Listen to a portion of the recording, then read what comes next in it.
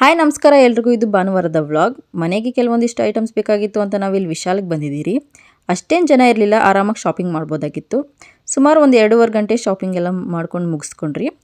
ಹೋಗ್ತಾ ನಾವೇನು ತಿನ್ಕೊಂಡು ಹೋಗಿರಲಿಲ್ಲ, ಸೊ ಬರ್ತಾ ಹಾಗೆ ಎಗ್ ರೈಸ್ ತೊಗೊಂಡ್ಬಂದು ತಿನ್ಕೊಂಡ್ರಿ. ಹಾಗೆ ಬರ್ತಾ ಮಟನ್ ಚಿಕನ್ ಎರಡೂ ತಂದಿದ್ರಿ.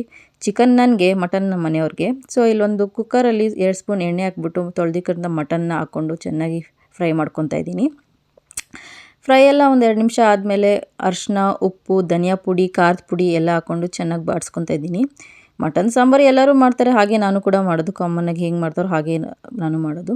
ಇಲ್ಲಿ ಸ್ವಲ್ಪ ಪುದೀನ ಎಲ್ಲ ಹಾಕ್ಕೊಂಡು ಚೆನ್ನಾಗಿ ಬಾಡಿಸ್ಕೊಂಡು ತಿರ್ಗಾ ಒಂದು ಗ್ಲಾಸ್ ನೀರು ಹಾಕಿ ಸ್ವಲ್ಪ ಹೊತ್ತು ಬಿಟ್ಟು ಲಿಡ್ನ ಕ್ಲೋಸ್ ಮಾಡಿ ಒಂದು 2 ವಿಷಲ್ ಕೂಗಿಸ್ಕೊತಾ ಇದ್ದೀನಿ. ಎಳೆ ಮಟನ್ ಆಗಿತ್ತು. ಸೊ ಇಲ್ಲಿ ಚಿಕನ್ ಮಟನ್ ಎರಡಕ್ಕೂ ಮಸಾಲೆ ರೆಡಿ ಮಾಡ್ಕೊತಾ ಇದ್ದೀನಿ. ಚಿಕನ್ ಸಾಂಬಾರು ರೆಡಿ ಆಯಿತು, ಮಟನ್ ಸಾರು ರೆಡಿ ಆಯಿತು. ಮುದ್ದೆ ಅನ್ನ ಜೊತೆ ಊಟ ಮಾಡ್ಕೊಂಡ್ರಿ. Thank you for watching.